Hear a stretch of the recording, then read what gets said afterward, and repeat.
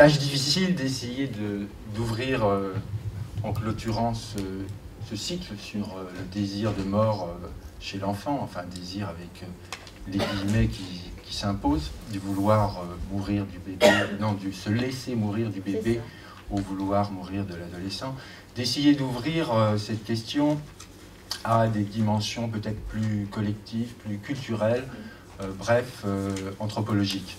Alors que, à vrai dire, ça n'est pas un sujet du tout, la question de la mort, sur lequel j'avais travaillé. Donc, je veux bien remercier Bernard Goltz, et en même temps, quand je me suis mis un peu à réfléchir à cela, je me disais, sacré cadeau, d'une certaine manière. Ça n'est pas un sujet... Oui, c'est du Bernard. Ça n'est pas un sujet facile pour plusieurs raisons. D'abord, la nature du thème même est difficile et douloureuse. Et puis, à vrai dire, ça n'est pas un sujet facile parce que, vu sous cet angle-là, à savoir l'enfant face à la mort, et non pas les représentations anthropologiques concernant la mort de l'enfant, mais bien cette vision que l'enfant, on va dire de la naissance jusqu'à son accession à l'âge adulte, peut avoir vis-à-vis de la mort, n'est pas un objet anthropologique, n'est pas un objet qui, à ma connaissance en tout cas, semble avoir fait l'objet de travaux spécifiques. Alors, le suicide, bien sûr, a été un objet important de la sociologie, parce que je crois même qu'il a été l'un des ouvrages fondateurs de la sociologie française, en tout cas avec Durkheim, ce qui est intéressant à relever, c'est-à-dire comment un acte aussi, a priori, aussi intime, aussi personnel, engageant l'individu, pouvait relever d'un regard sociologique qui en montrait des déterminants, dépassant de beaucoup l'individu lui-même, et comment donc l'intimité, dans notre intimité, on pouvait être traversé, parlé par certains états de société, certains événements de la société et certaines dimensions culturelles. Mais le suicide de l'enfant, je ne pense pas que Durkheim en ait parlé et que depuis, il y a eu beaucoup de travaux de ce type là-dessus. Alors, il y a aussi une anthropologie de la mort. En France, je crois que c'est dans les années 1970, il y a eu tout d'abord un livre assez fondateur, je crois, d'un ethnologue, Louis-Vincent Thomas, sur l'anthropologie de la mort, et qui s'est intéressé encore une fois, aux représentations et pratiques de la mort dans plusieurs sociétés, celles étudiées par les ethnologues, et notamment les sociétés d'Afrique, d'Afrique noire. Vous l'avez lu? Oui, il y a longtemps. Oui. Très bien. À vrai dire, j'ai parcouru le sommaire, mais là aussi, rien de très particulier, en tout cas rien sur la question de la mort pour l'enfant. Il y a aussi... alors, peut-être, il n'est pas inutile de dire quand même que Louis-Vincent Thomas, je pense, commence son ouvrage par un constat, à savoir que peut-être nos sociétés modernes, enfin toutes les sociétés sont modernes, mais les sociétés occidentales ont vis-à-vis de la mort, depuis quelque temps, un rapport particulier qui fait qu'elle est quand même refoulée pour l'essentiel de nos vies quotidiennes. Et que sans doute, et c'est ce qu'il montre, ça n'était pas le cas, ou ça n'est pas le cas dans d'autres régions du monde. Ça n'est pas le cas non plus, et là c'est une autre approche de la mort dans l'histoire. Et là il y a eu, je crois, Philippe Ariès qui a écrit une histoire de la mort en Occident.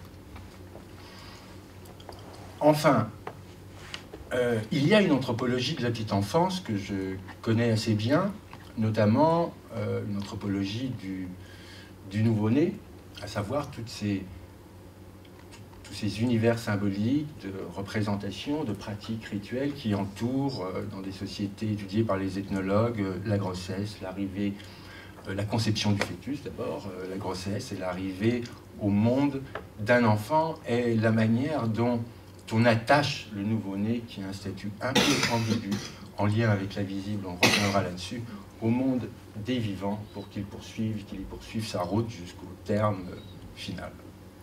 Mais en tout cas, encore une fois à ma connaissance, il n'y a pas vraiment d'études anthropologiques sur les réactions de l'enfant face à la mort. Ah, c'est mieux. C'est mieux? Oui, oui, merci.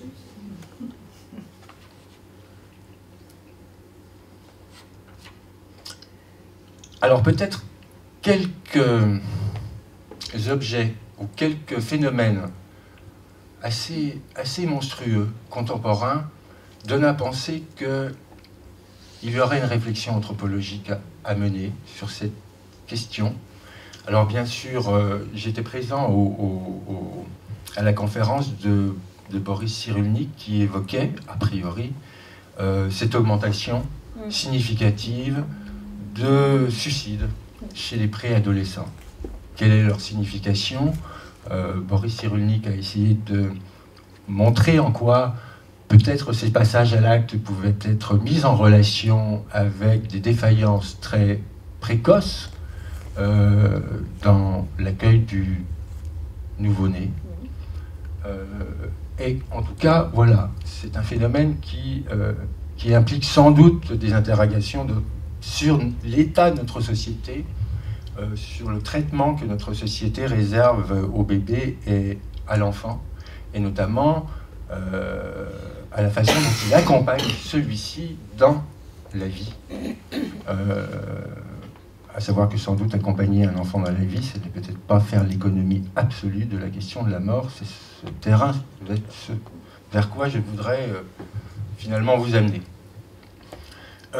Autre phénomène assez monstrueux dans des pays qui sont tout aussi, enfin actuellement, mais qui ont été ravagés par des guerres abominables depuis des dizaines d'années. Je pense notamment au Congo, que ce soit la République démocratique du Congo ou le Congo-Brazzaville, avec ce phénomène depuis les années 90 émergent des enfants sorciers.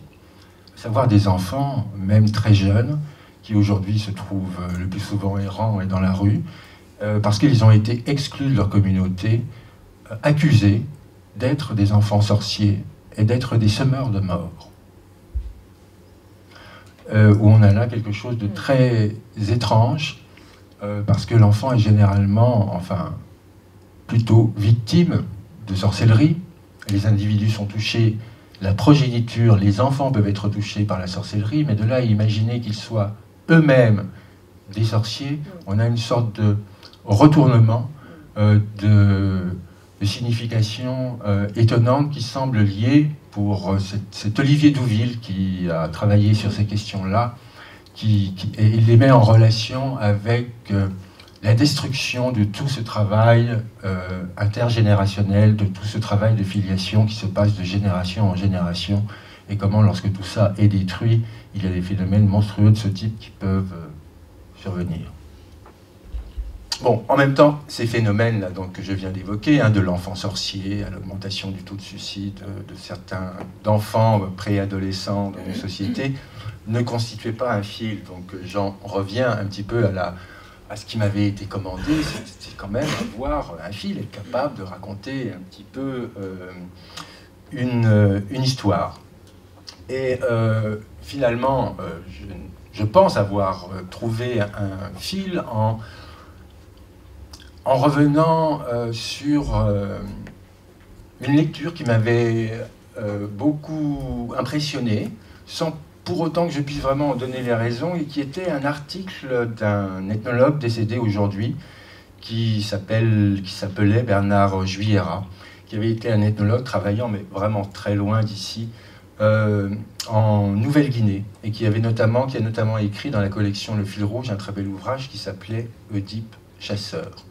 Et il avait écrit un article dans L'Homme, qui est disponible tout à fait sur Internet, via Percé, je crois, ce site, sur un autre rite très célèbre de Nouvelle-Guinée, qui s'appelle le Naven, et qui est sans doute un des rites les plus commentés dans l'histoire de l'anthropologie. C'est un rituel qui accompagne l'enfant, on pourrait dire, jusqu'à sa pleine accession au statut d'homme ou de femme, encore qu'il l'accompagne. Il est surtout question des garçons, mais on parlera bien entendu des filles et des femmes dans cette histoire. Et Bateson l'avait rendu célèbre parce qu'il avait montré comment ce rite semblait quand même condenser un certain nombre de valeurs dans cette société, et notamment le jeu entre les sexes. Et ce rite avait été rendu célèbre, notamment dans sa version la plus classique, qui était assez étrange, puisque, en fait, il accompagnait, si vous voulez, chaque nouvelle acquisition qu'un enfant, puis qu'un adolescent ou une adolescente faisait dans sa vie. Et à cette occasion, les oncles maternels de l'enfant se travestissaient en vieilles femmes lubriques, poursuivant leur neveu affolé ou leur nièce de leur assiduité. Donc c'était assez étrange, ce jusqu'à simuler avec lui une sorte d'acte sexuel. C'était un peu différent chez les filles, puisqu'on verra, c'était plutôt un accouchement qui était simulé devant un neveu ou une nièce honteuse qui devait leur donner un coquillage pour qu'ils arrêtent cela. Mais c'était très, très étrange qu'est-ce qui se passait dans ce rite pour que des oncles maternels se travestissent en femmes et un comportement ouvertement, bien que ritualisé, incestuel vis-à-vis de leur enfant, ce alors même que celui-ci semblait se détacher peu à peu du monde maternel et accéder au statut adulte. Juillera reprenait ce rituel parce que ce rituel avait donné lieu à de nombreuses études après. Il a été très étudié et donc des ethnologues étaient repartis sur ce terrain où le rituel existait toujours et avaient mis en évidence deux choses principales. D'abord que la forme la plus commune de ce rituel, le travestissement des oncles maternels, connaissait beaucoup de variantes en fait, et qu'il pouvait y avoir des cérémonies très privées, quasi familiales, impliquant la mère seule, on va le voir, ou des cérémonies collectives impliquant la communauté tout entière. Et qu'il y avait une évolution de ce rituel, en fait. Il n'était pas un et qui semblait correspondre à la progression de l'enfant dans sa vie.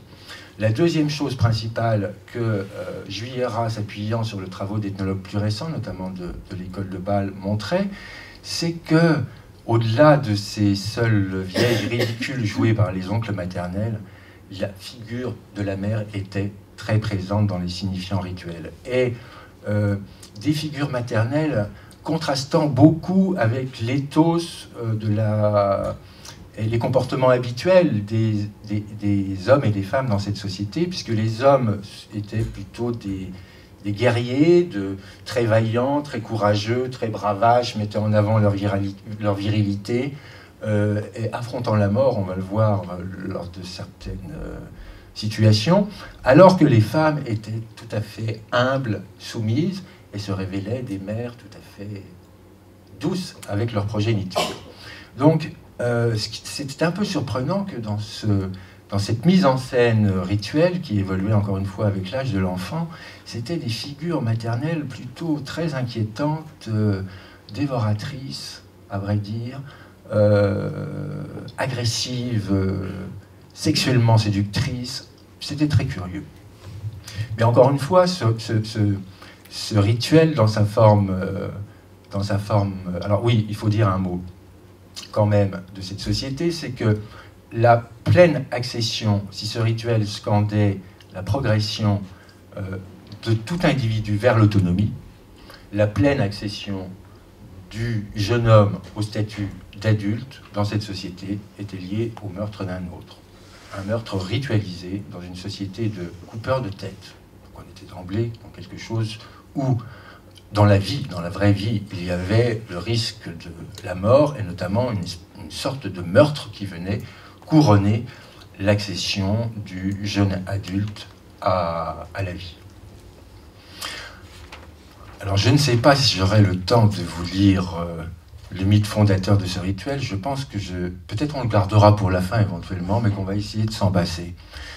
Mais moi, ce qui est là sur le moment, quand je relis cet article retient mon attention, c'est pas du tout, on y viendra, cette cérémonie finale qui parachève l'accès au statut d'homme, c'est plutôt une petite scène qui se passe, vous allez le voir, sur une terrasse de Nouvelle-Guinée où une informatrice, une ethnologue qui s'appelle Florence Weiss, dans les années 70, discute avec une femme Yatmoul. Et là, il y a quelque chose qui se passe, de minuscule et en même temps qui ouvre peut-être une piste. Et c'est celle-ci que je vais essayer de suivre. Lors de ses conversations avec son interlocutrice Yatmoul, Magendawa, c'est le nom de cette femme, Florence Weiss relève chez cette femme un comportement et des commentaires qui lui ouvrent de nouveaux horizons sur le rite Naven. Au cours d'un de ces échanges, l'enfant en bas âge de Magendawa s'éloigne de sa mère et il parvient au bord de la véranda, d'où il risque de tomber. Sa mère l'appelle. L'ethnologue poursuit sa narration ainsi. Tout d'un coup, la mère roula les yeux, tira la langue, secoua sauvagement le torse et les bras. Donc là, dans cette danse, l'ethnologue, qui connaît cette culture, reconnaît tout de suite la danse particulière, qui est une danse assez sexualisée, une sorte d'invite sexuelle des femmes Yatmoul, mais qui, dans le Naven, s'adresse sélectivement à l'enfant de la mère propre, et dans ce cadre prend une coloration oedipienne, enfin incestuelle, curieuse. Donc elle relève aussitôt qu'il s'agit de quelque chose de l'ordre du Naven, mais elle pose la question à la mère, parce que les ethnologues veulent s'assurer qu'ils ont bien vu, n'est-ce pas? Et donc, elle lui dit, mais tu fais un Naven? Et la femme lui répond, ben oui, je fais un Naven. Et elle lui dit, mais parce que ton bébé, là, il s'est éloigné? Et elle lui répond, mais non, parce qu'il s'est retourné quand je l'ai appelé. C'est tout. Il s'est retourné quand je l'ai appelé. Alors, on va essayer de partir de là, parce que je pense que la plupart des gens ont une culture psychologique, psychanalytique ici, et connaissent la théorie de l'attachement. La théorie de l'attachement voulant, pour aller vite, je la résume, que le comportement explorateur du petit homme, pour que celui-ci soit à même de partir à la découverte du monde, et ben pour qu'il puisse le faire, il lui faut auparavant, justement, être attaché de façon sécure à sa mère. Et que les bébés les plus explorateurs et les plus voyageurs, d'une certaine façon, sont ceux qui ont les liens d'attachement qui seraient les plus arrimés, les mieux arrimés. Et donc, je trouve que cette petite scène, à la relire, convie certes la théorie de l'attachement, mais autre chose qui a sans doute, on va le voir, maille à partir avec la psychanalyse, mais là, en tout cas dans un rituel, avec la façon dont les sociétés peuvent travailler sur des images, pas obligatoirement faciles, d'emblée dans la vie d'un petit homme. Il n'est pas précisé dans cette scène s'il s'agit, je crois, d'un petit garçon ou d'une petite fille. Alors je vais un peu vagabonder,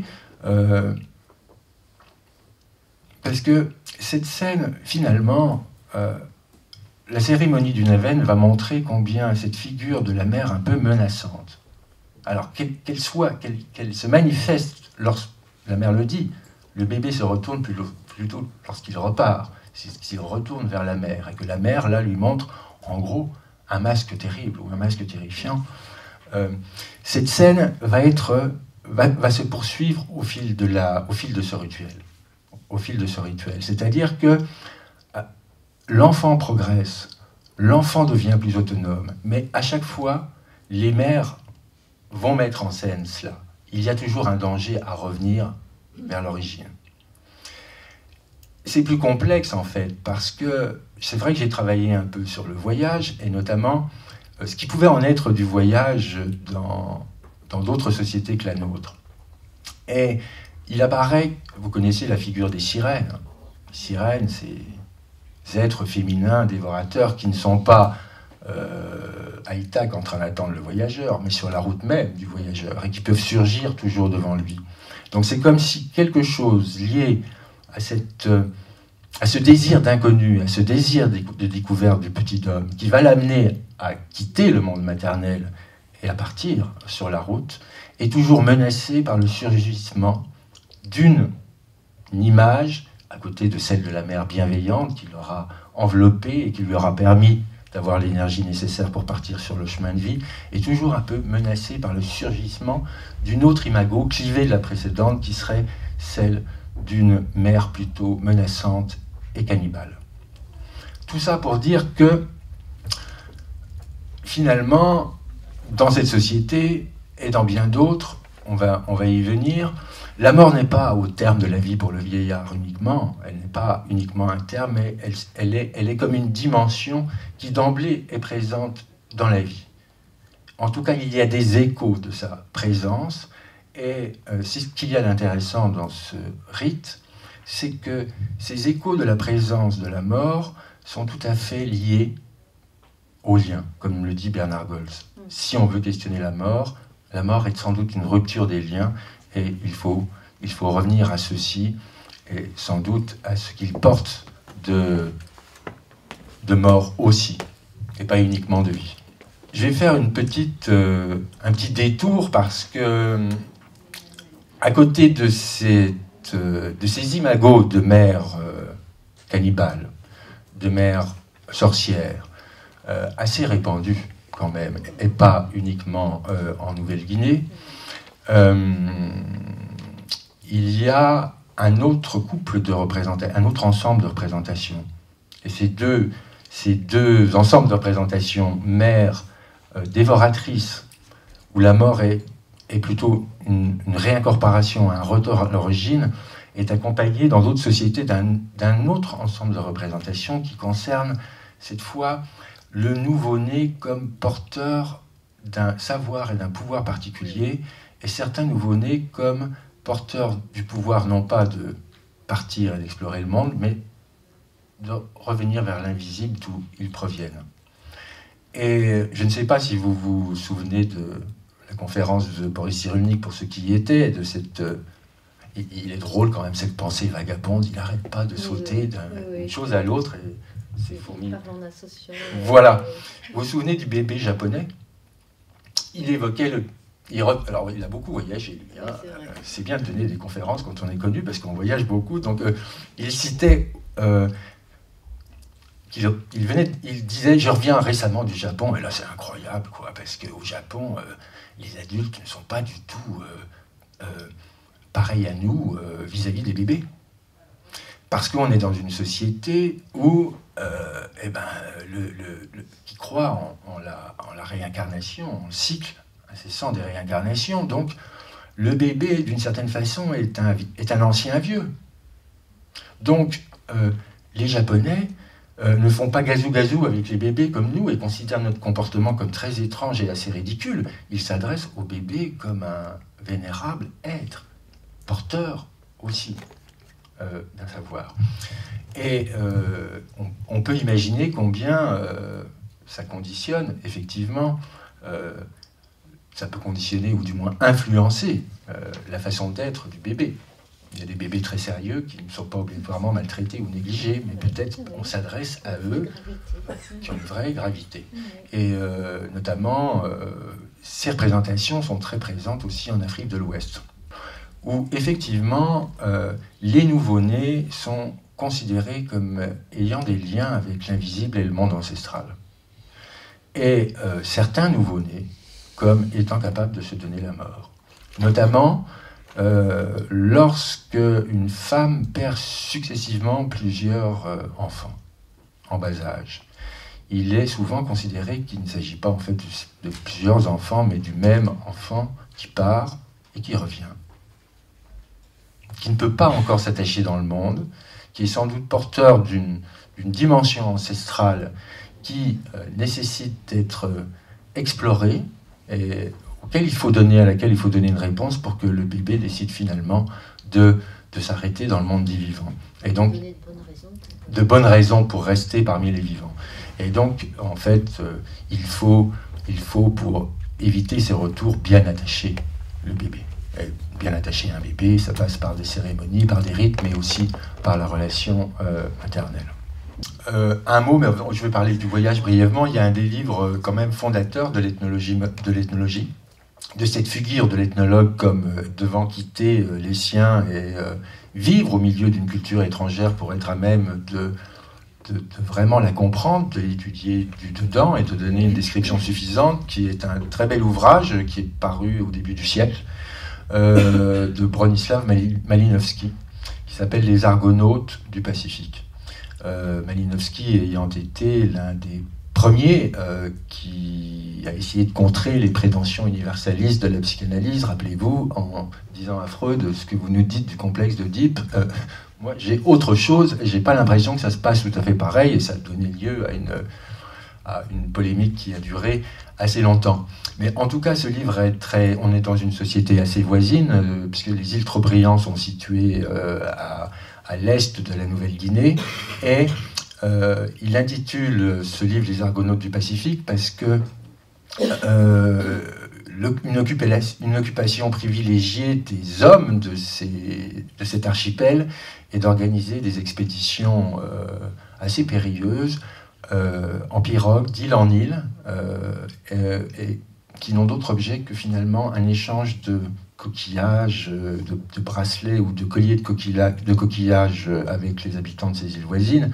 Mais il a choisi ce thème, le voyage, les Argonautes du Pacifique, pour décrire la société trobriandaise, parce qu'il y a un certain nombre de mythes et de rituels qui donnent à découvrir toute la richesse et la diversité d'une société, sont accrochés à cette question du voyage. Et là aussi, il s'agit non plus de valeureux guerriers, mais de valeureux marins. Alors on pense à Jason et la quête de Toison d'Or, du côté de la Grèce, mais qui ont une peur bleue, alors qu'ils prennent vraiment des risques réels, qui est celle d'être dévorés par des sorcières volantes qui les attendent tout le long du chemin. Donc là, encore une fois, c'est ce contraste du voyageur héroïque qui est toujours quand même menacé par ce surgissement qui lui rappelle comme son origine d'une imago maternelle mortelle et qui le ramène à l'origine. Alors, on va continuer juste un petit peu sur le chemin du Naven en décrivant comment celui-ci évolue. C'est effectivement ce qu'ont montré les travaux et font évoluer les figures, on va dire, les figures de la mort ou du risque ou du danger en fonction de l'âge de l'enfant. Après, je tenterai une bascule en quelque sorte vers une interrogation sur nous-mêmes, à la lumière de ce travail rituel qui accompagne la vie pour des enfants d'une autre culture. Et puis après, on terminera par quelques questions. Alors, autre temps fort où le Naven se complexifiait, c'est la question de l'initiation. Et dans les exemples cités par Bateson, puis par Juillera, la question notamment de l'initiation masculine. Où là encore, on se dit, mais qu'est-ce qui se passe avec cette société? On est, d'une certaine manière, on pourrait dire, en pleine psychanalyse, mais justement non. On est dans des représentations mythologiques et leur ritualisation. Donc, au moment de... Bateson disait, moi, je n'ai pas fait référence aux travaux de Freud, et puis finalement, ça m'aurait peut-être pas servi à grand-chose. C'est vrai que, par exemple, la porte de l'enclos de l'initiation, en Yatmoul, si on le traduit, ça veut dire porte du clitoris. Oui, bon. C'est un indice. Et il est vrai aussi que cette initiation masculine consiste en des scarifications faites par l'oncle maternel, cette fois non plus travesti, dans la maison des hommes, et des scarifications très douloureuses, que ces scarifications douloureuses, eh bien, elles sont mises en relation avec le fait que l'initiation masculine, en fait, ils prennent la porte, ils ressortent, et qu'il est dit qu'ils ont été avalés, puis recrachés par un monstre et un crocodile. Et à la sortie de l'initiation, ces pauvres garçons, adolescents, et là sont accueillis non plus par une mère, mais par toutes les mères du village, et qui dansent cette fois devant eux, de nouveau, mais cette danse qui a vraiment une connotation d'invite sexuelle, et une danse d'invite sexuelle agressive. Et eux sont dans la douleur des blessures qu'ils ont eues, et dans une honte, et ils poussent tous les yeux. Donc, deuxième temps assez étrange, où on a l'impression que ce n'est plus la mère cannibale, mais cette fois une autre forme de mère phallique, mais incestueuse, agressive, qui, comme si celle-ci était source cette fois d'un autre type d'angoisse liée à la mort, mais qui n'est plus une angoisse de réincorporation, mais plus une angoisse de castration. Et c'est là où on y vient, c'est que il va s'agir dans cette société pour les hommes de vaincre celle-ci. Et il la vainc comment ? Par la question du meurtre d'un autre.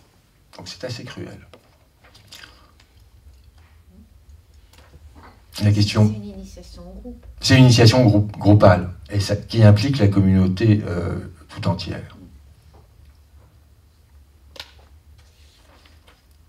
Donc je vais vous lire ce qui clôture cet accès au statutum. Et le seul exemple que donne Bateson dans son livre, de l'équivalent, mais qui est plus privé, qui n'implique plus la communauté tout entière, comme si le héros était avant tout masculin dans ces histoires, mais c'est comme c'est les hommes qui maîtrisent les rites, c'est un peu normal, c'est l'accouchement. Donc il y a quand même, c'est assez curieux que ce qui parachèverait le parcours d'un homme, c'est la possibilité de donner la mort et de prendre la vie d'un autre, et ce qui parachève le parcours d'une femme, c'est de donner la vie. Enfin, de donner la vie. De l'angoisse de castration dans les deux cas. Et quid de l'angoisse de castration dans les deux cas. Donc, à l'occasion de cet acte ultime, qui scandait une pleine identification au héros culturel, puisque le héros culturel est un garçon qui tue un autre et qui revient pour offrir la tête de celui-ci à sa mère. Encore une fois, dans cette culture, la cérémonie du Neven donc prenait encore un autre visage. Donc là, je cite ce qui se passe. Il y a tout un village. Un grand piège à crevettes en forme de poire est posé sur l'échelle d'une maison.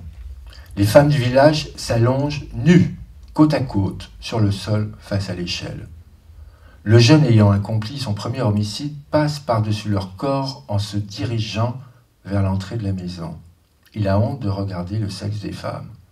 Il marche donc tête levée en tâtonnant, à l'aveugle en quelque sorte. À cette occasion, les femmes disent du sexe féminin. Donc il est question des femmes. C'est d'un si petit endroit que ce grand homme est venu. Les seules femmes qu'il n'enjambe pas sont sa sœur et son épouse. Sa sœur l'accompagne dans sa marche.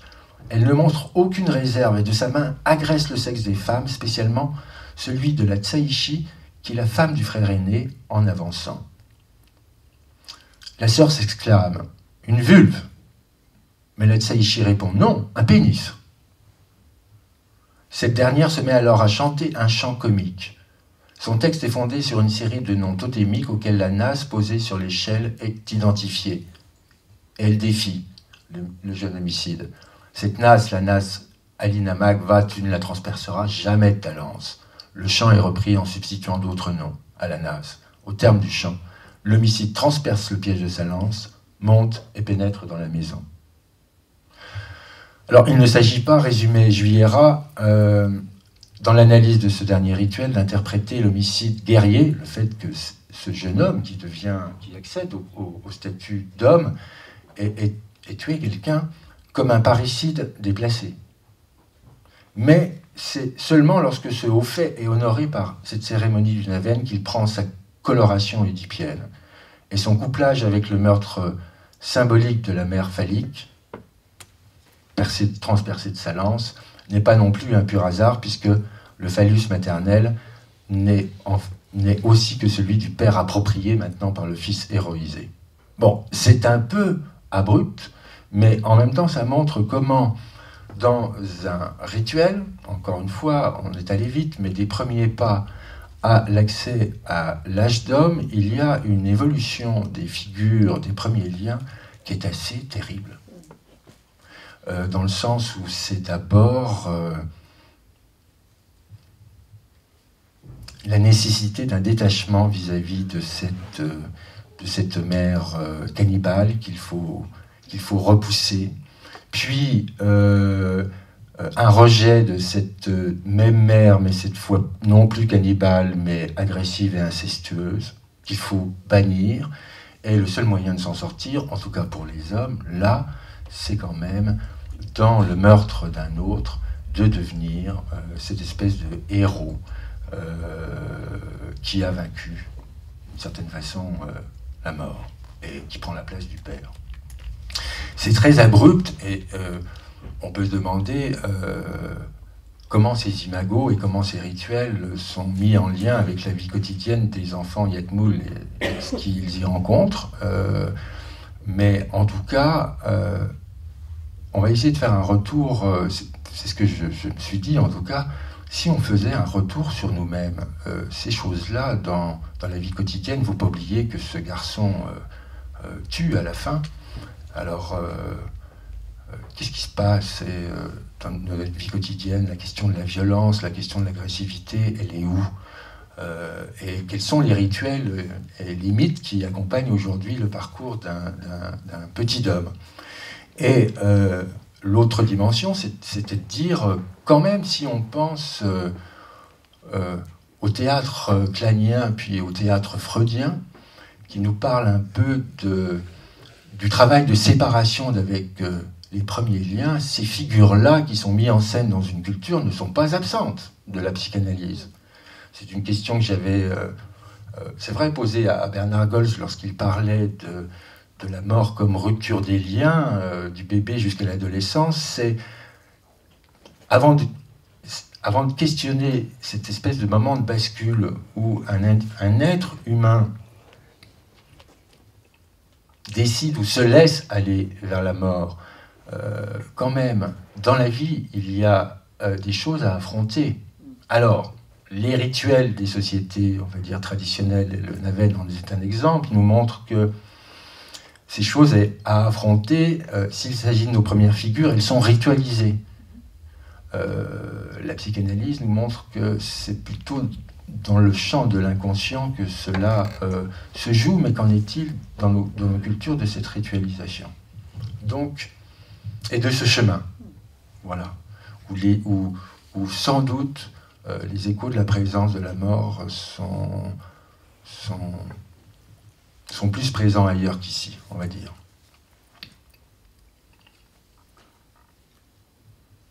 En tout cas, comment, devant l'enfant face à la mort, ne pas interroger la façon dont nos cultures répondent aujourd'hui à ces questions.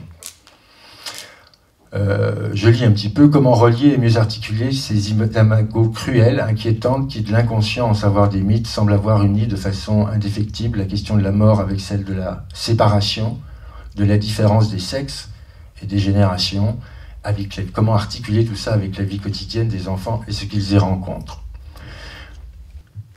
Donc, une petite bascule, parce que reprenons le théâtre de cet imago maternel, de ces imagos maternels assez clivés entre cette mère de l'attachement dans sa version soft, on va dire, bienveillante, nourricière, et puis cette mère beaucoup plus inquiétante et dévoratrice à ses débuts, où la mort est conçue comme un retour vers l'origine, puis agressive, où la mort est conçue, en tout cas, sur le registre de la castration et d'une atteinte du corps mortel.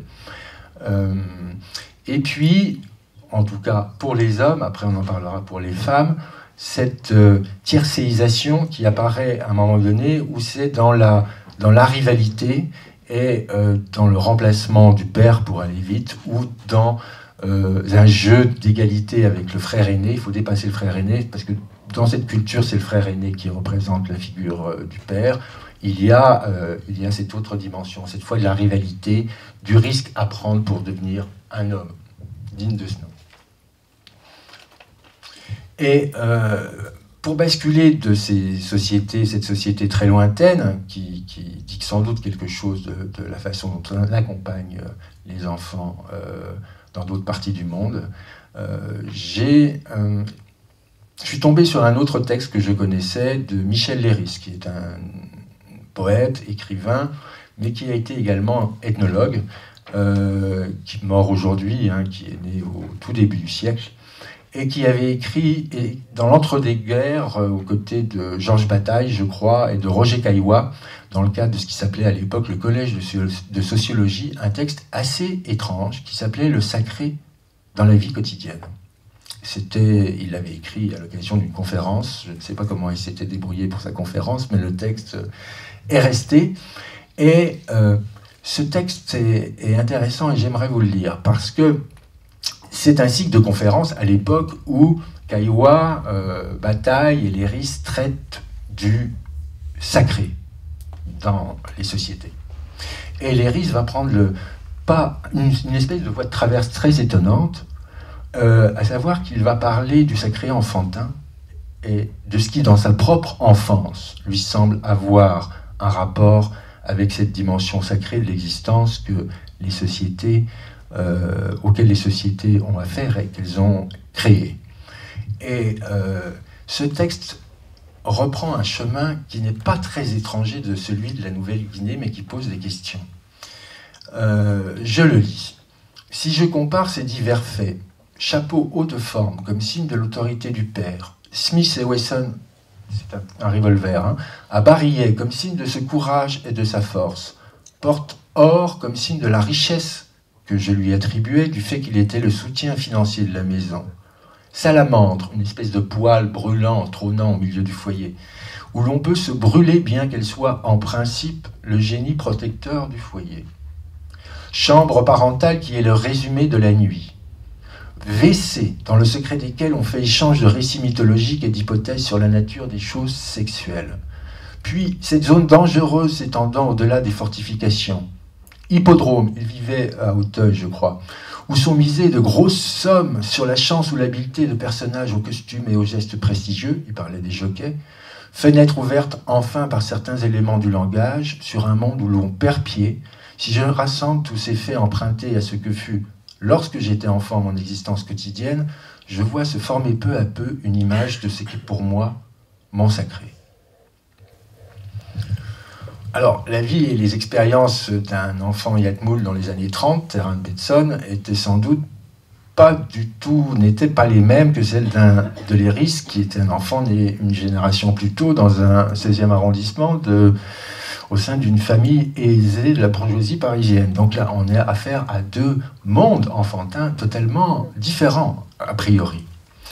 Mais si, pour revenir en Europe, là, ce sacré que Léris retrouve dans les objets des lieux et des faits de son enfance sont intéressants à suivre. Parce que, bon, pourquoi Léris, qui est ethnologue, il connaît ce que les ethnologues écrivent sur le sacré, notamment le lien du sacré avec la mort.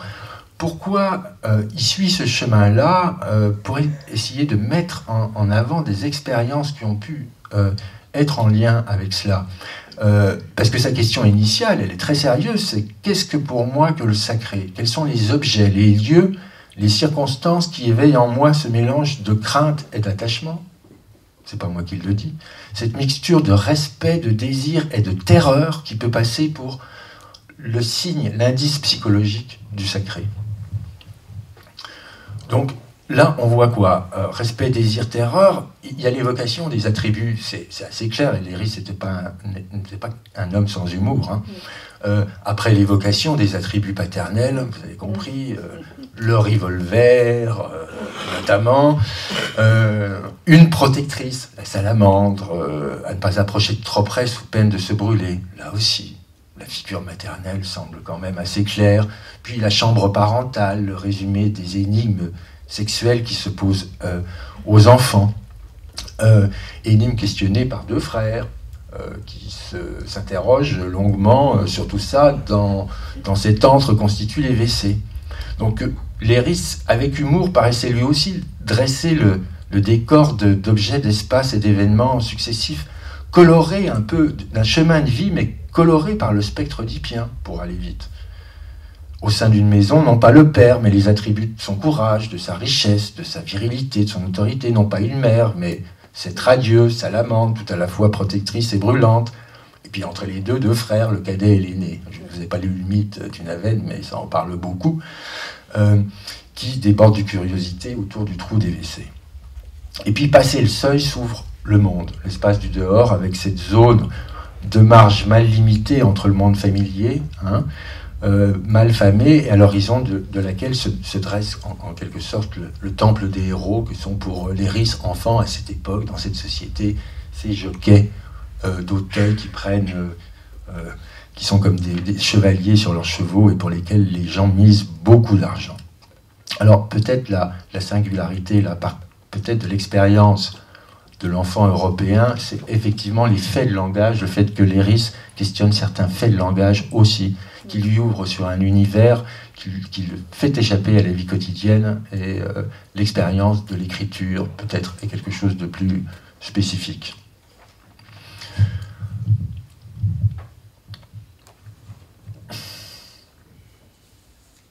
Alors, ce qu'il me semblait, c'est que dans ce parcours, ce que Léris disait du sacré, de ce mélange de terreur et de crainte présent chez l'enfant dans une vie quotidienne, n'était pas très éloigné à suivre le fil psychanalytique de la Nouvelle-Guinée. Mais ça posait une question, plutôt deux.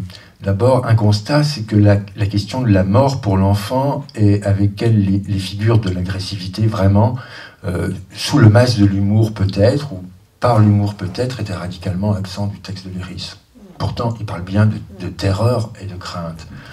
Alors, ça posait une question de quoi cette absence pouvait-elle être le signe d'une enfance idyllique, bourgeoise et protégée, de l'humour, encore une fois, ou d'un certain état de société.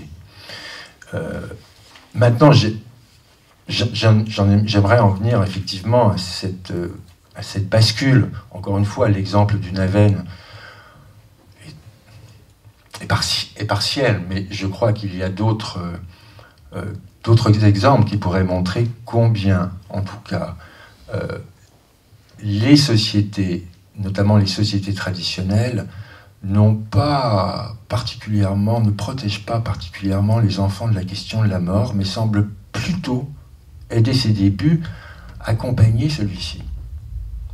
Alors qu'il le fasse, le Naven est en cela intéressant, par une sorte de mise en jeu d'imago qui semble pas étrangère à celle que la psychanalyse a autrement mise en lumière. C'est intéressant parce qu'encore une fois, ça veut dire que le risque dans la vie ou le danger passe obligatoirement par un travail sur ces figures d'attachement premières, la mère, puis le frère aîné ou le père. Encore une fois, on verra au terme de cet exposé, mais qu'est-ce qu'il en est pour la petite fille. Bref,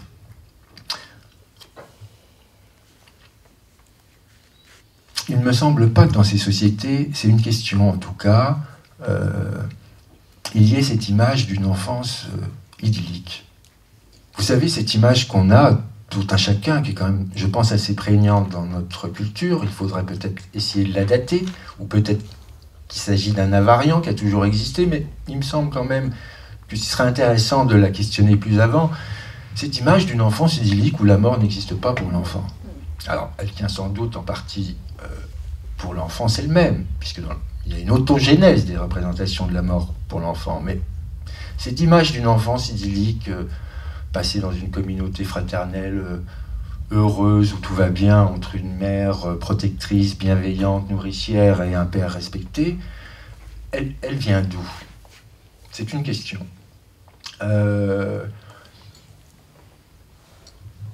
Peut-être effectivement en partie de l'enfance elle-même, mais est-ce qu'elle ne dit pas quelque chose de l'évolution de notre propre société et d'une façon dont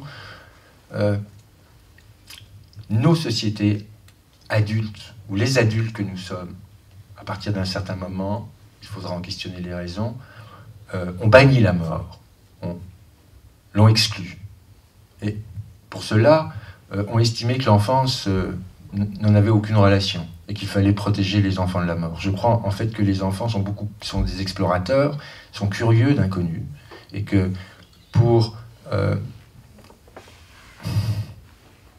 qu'ils sont accompagnés autrement ailleurs dans d'autres cultures. Et ils ont été accompagnés ailleurs dans l'histoire. Comment sont-ils accompagnés aujourd'hui? Comment on s'en débrouille de cette question-là?